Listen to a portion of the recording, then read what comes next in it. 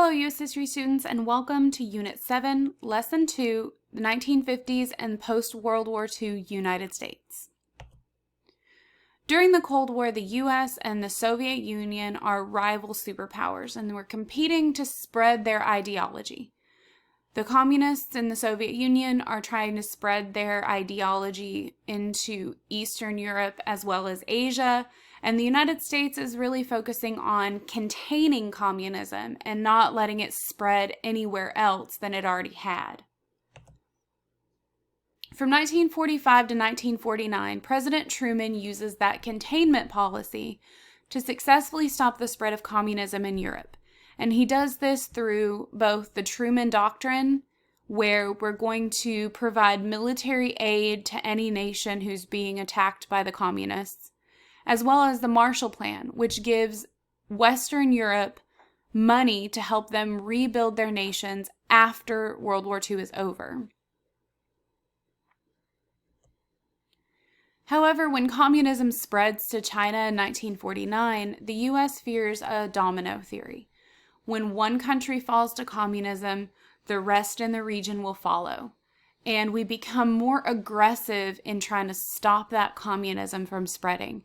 And our first proxy war comes up in this time as well with the Korean War. When World War II is over, North Korea becomes communist and South Korea maintains democracy. And a war breaks out with North Korea crosses the 38th parallel into South Korea, essentially trying to turn the rest of the peninsula communist.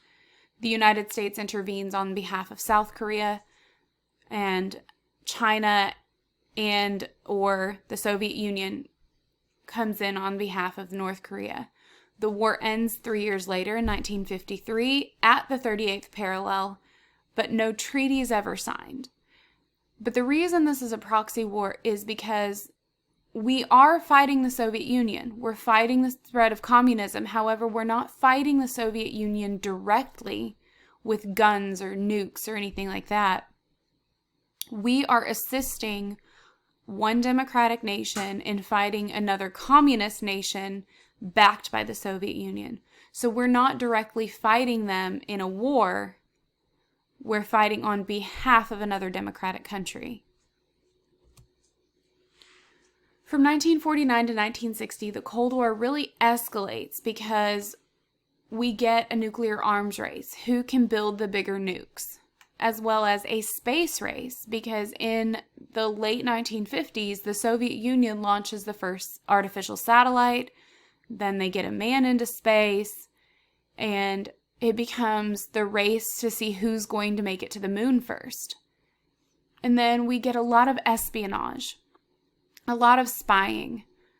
We see the rise of the Second Red Scare, where Americans are really fearful for the safety of democracy, so to speak, because we're afraid that communist spies are going to come into the United States, just like we were afraid of in the 20s, and infiltrate our government and take over. The 1950s really, in a sense, harkens back to the 1920s, not only with the Red Scare and the fear of communism, but also with the prosperity and the post-war economic boom that we get. We'll look at that here momentarily. After World War II, the U.S. has a monopoly on nuclear weapons. We are the only nation in the world who has created and tested a nuclear bomb and used one.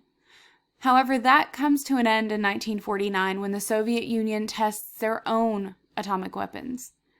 And the Soviet development of the atomic bomb really leads to a lot of fear in the United States, because if we're the only ones that have them, then that's okay. But if the Soviet Union has them and we're fighting them, then what happens if they use them on us? And so there's an escalated amount of fear in that. But it also leads to an arms race. If the Soviet Union now has nuclear weapons, what can the United States build that's bigger and better than that? And then once we build the bigger, better bomb, well, what can the Soviet Union do to beat us? And it's a race to see who can build the bigger bombs. In 1952, the U.S. tests the first hydrogen bomb, which is 1,000 times more powerful than our atomic bombs. So then the Soviet Union responds by detonating its own hydrogen bomb a year later. And throughout the Cold War, especially the 1950s and 60s, it really is a matter of who can build the bigger bombs. It's a race to see what technology will win out. Will it be the democratic side or will it be the communist side? Which side is going to win in building the biggest weapons? In 1959, both the Soviet Union and the U.S. developed rockets that are called intercontinental ballistic missiles, more commonly known as ICBMs, that could deliver nuclear warheads to distant targets. And this is really, really scary, because this means that no longer does the Soviet Union have to be near us to be able to send nukes to us. They can shoot them from submarines. Eventually, they can shoot them from Russia and get them all the way to the United States. This becomes really dangerous when we get to the Cuban Missile Crisis in the 60s, because now they can launch them from Cuba and hit the U.S., and it just escalates that fear. Because no longer do we get the warning of, oh, well, Soviet ships have been seen off the coast of the United States. Now it's more subtle than that. You're not going to have the same amount of warning that you did before, and this escalates the fear in the U.S. In 1952, we elect Dwight D. Eisenhower, the same guy who is the Supreme Commander of Allied forces in the European theater in World War II. He's this war hero. And the U.S. really feels like we need that kind of guy to be our president and lead our nation. And he serves until 1961. So he's president for a majority of the decade of the 1950s. And his military experience really gives Americans the confidence that we really can win this. We can face the threat of the Soviet Union and we can come out on top. In the 50s, Eisenhower escalates the Cold War from containment to what we call Brinksmanship, threatening to use nuclear weapons and willingness to go to the brink of war. So it's kind of like playing a game of chicken, where you run at your friend and the first person to turn is the chicken. That's essentially Brinksmanship. Running at each other, except in this case with nuclear weapons, to see who's going to give up. If the USSR, the Soviet Union, attacks a NATO member, the US is going to use massive retaliation and attack every Soviet city and military target. And this is under the agreements of NATO. If one country in the organization is threatened by communism, the rest will come to their aid. As a result, both nations really begin stockpiling weapons and building up their militaries. And the Soviet Union actually creates their own organization in response to NATO called the Warsaw Pact, with the same purpose. If a democratic nation attacks them, every other country will come to their aid. But looking at the stockpiling of weapons, between the 1950s and the late 1980s, we've built up our arsenal so much that the U.S. has over 1,000 ICBMs. The Soviet Union has almost 1,400. The U.S. has 640 submarine-launched missiles. The Soviet Union has almost 1,000. We've got over 200 long-range bombers. They have 160. We've got 24,000 nuclear warheads. They've got 36,000. I mean, we just escalate not only weapons, but also military personnel. By 1986-87, the United States has over 2 million armed forces personnel, and the Soviet Union has over 5 million. And so, while we're not actually using these weapons against each other, we're stockpiling them just in case we need to use them. With the US and the Soviet Union possession of such large nuclear stockpiles, each side could really destroy each other. And we term this as MAD, mutually assured destruction. They know we've got a ton of nukes. We know they have a ton of nukes. And we know that if we really go into a nuclear war, we're basically going to destroy each other. And it's kind of that underlying understanding that this could happen if we use these weapons. And so throughout the Cold War, both sides really look for a way to gain first strike capability. That means that ways that they can be the first person to use the bomb if the threat should arise. But all of these fears of nuclear attacks, spread of communism, fear of espionage or spying really leads to a second Red Scare in the late 40s and 1950s. Americans grow really worried about communists and Soviet spies living within the nation. Because just like in the 1920s, this makes people afraid that eventually, Soviet spies are going to come in, they're going to infiltrate our government, and they're going to take over our country, and then we're going to become communist. And in response to these fears, the Loyalty Review Board was created to investigate and dismiss disloyal government employees.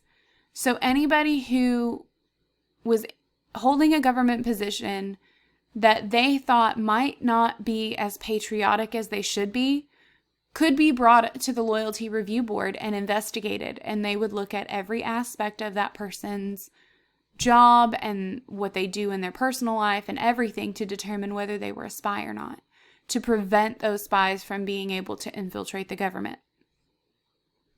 A little bit later, we get the House Un-American Activities Committee, or the HUAC.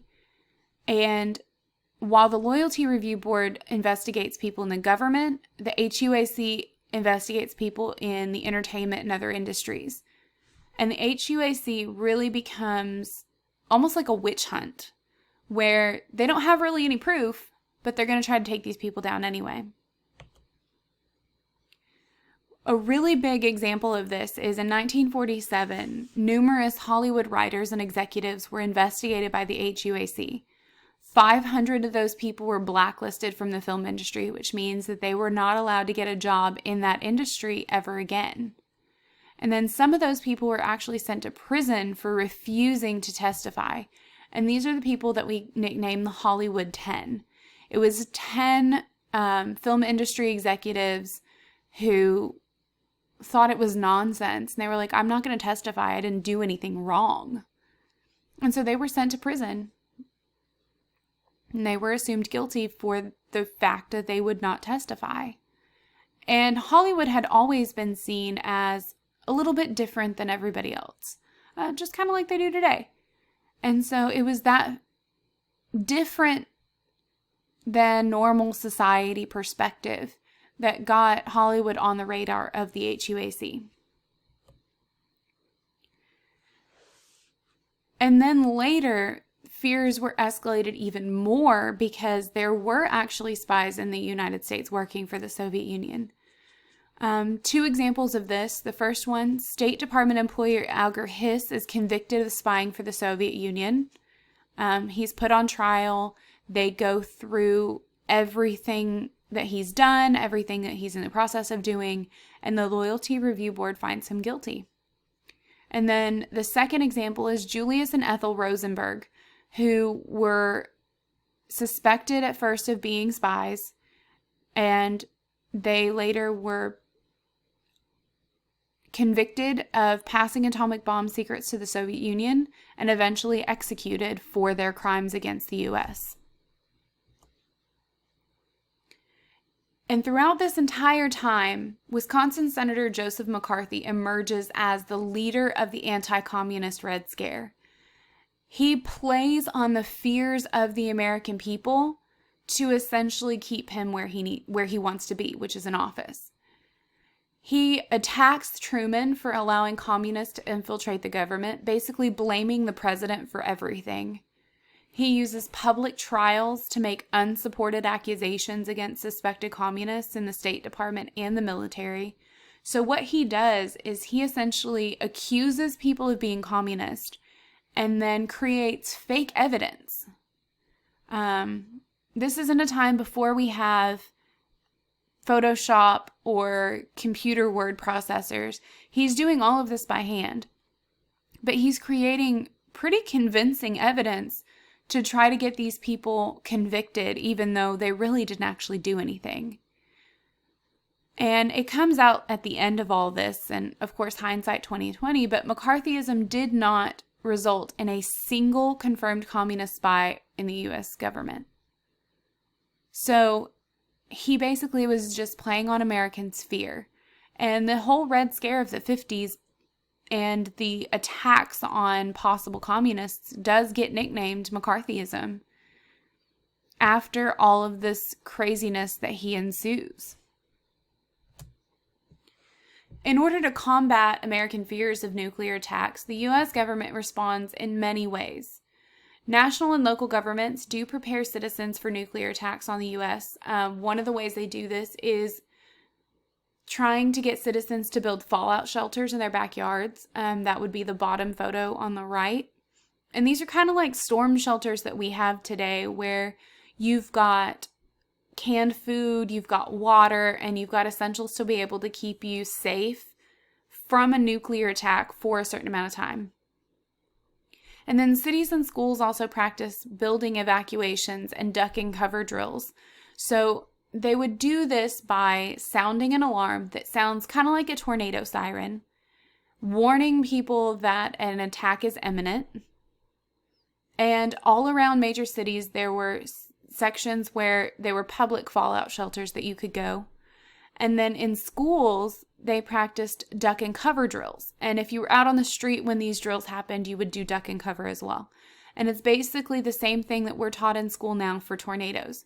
You get on the floor, you hunker down, you cover the back of your neck.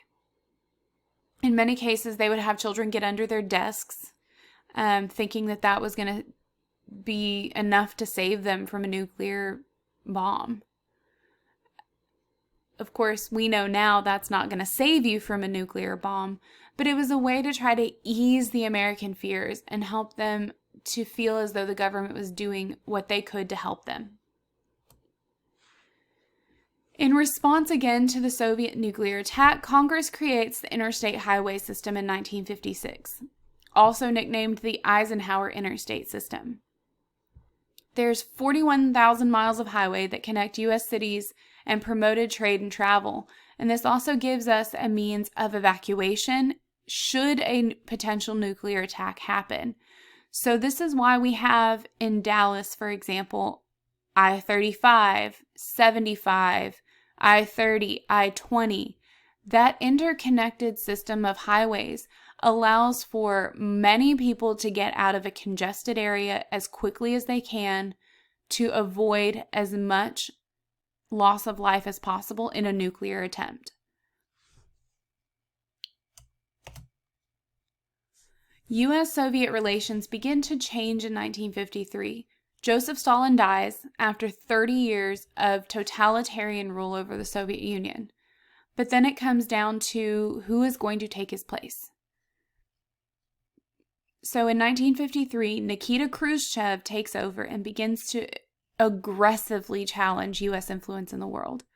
Whereas Stalin was just all about, spreading communism, Khrushchev is more aggressive and kind of coming at the U.S. This is when the Soviet Union creates the counter to NATO called the Warsaw Pact.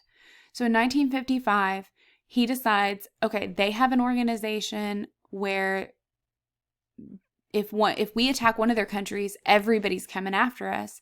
Well, we need something like that too. So he creates the Warsaw Pact, and all of the communist nations in the world come together. And if one of those nations is attacked by a democratic nation, all of the communist nations will come to their aid, just like in NATO. And then in 1956, the Soviet Union threatens expansion into the Middle East because they want the Suez Canal. That canal is going to allow for trade between the Indian Ocean and the Mediterranean Sea. They also want oil. President Eisenhower then turns and responds with the Eisenhower Doctrine, pledging the U.S. to protect the Middle East from communism. So it's very similar to the Truman Doctrine, where President Truman pledged American military support for any nation being threatened by communism in Europe. Eisenhower does the exact same thing, except in the Middle East.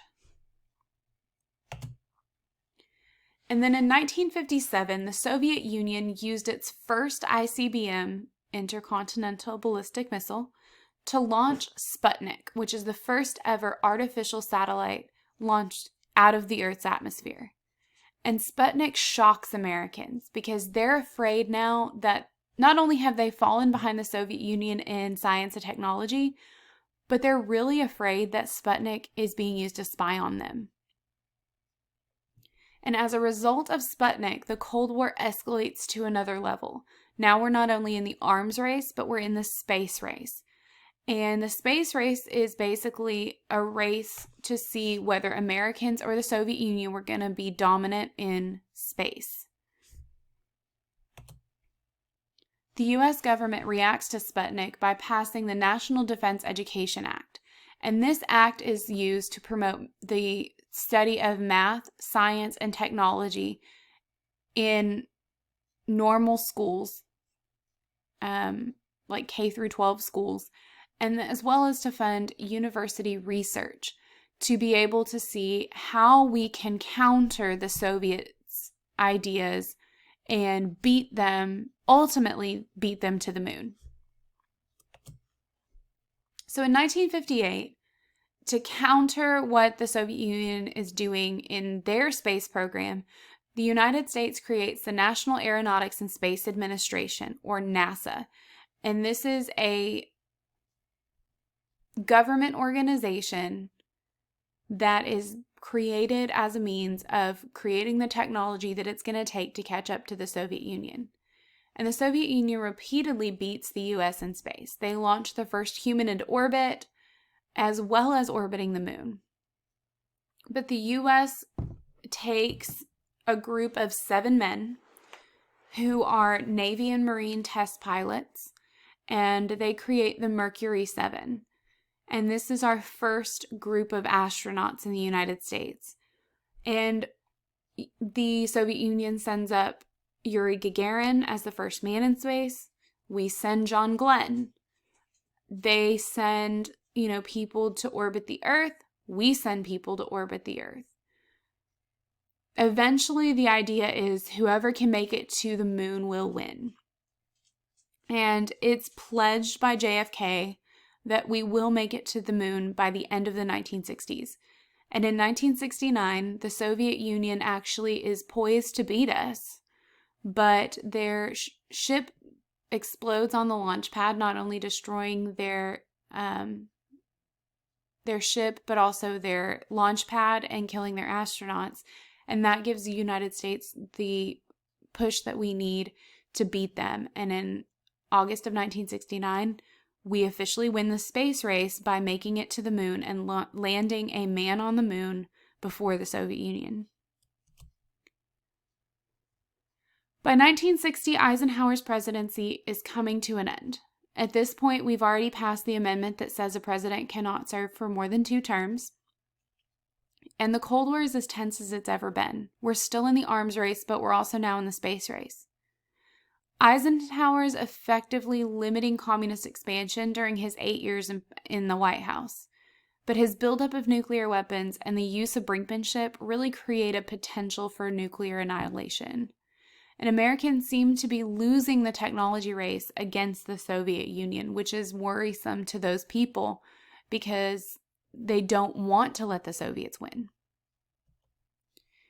In his farewell speech, Eisenhower warns against the military-industrial complex, overspending and over-prioritizing the military over basic American needs. He's basically reflecting on what he's done over his 8 years in office and is telling the person who's going to succeed him, focus on your people. Focus on what your country needs and don't worry about the overspending or the over-prioritizing of the military. Focus on the people and what they need. And so we actually see things change a little bit in the 1960s because of this warning.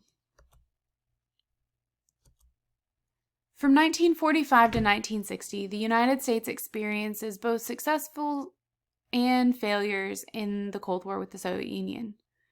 Truman does successfully contain communism in Western Europe, but he sees communism spread into Asia, and the Soviet Union matched the US's might in military nuclear weaponry.